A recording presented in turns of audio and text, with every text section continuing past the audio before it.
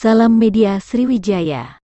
Seorang pria diduga adalah tokoh spiritual bernama Haji Mihyar atau Haji Miliar asal Parepare, Sulawesi Selatan, mendadak viral dan ramai diperbincangkan. Dalam video berdurasi beberapa detik, Haji Mihyar nampak membagikan pengalaman yang mencetak uang.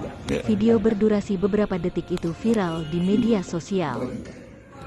Dalam video yang diunggah oleh pemilik akun Instagram undercover.id tersebut, tampak pria yang konon bernama Haji Mihyar mempraktekkan cara mendatangkan uang gaib hanya dengan menepuk-nepuk bantal.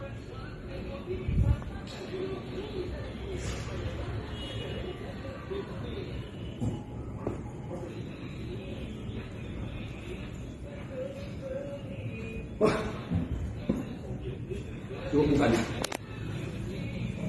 Perhatikan.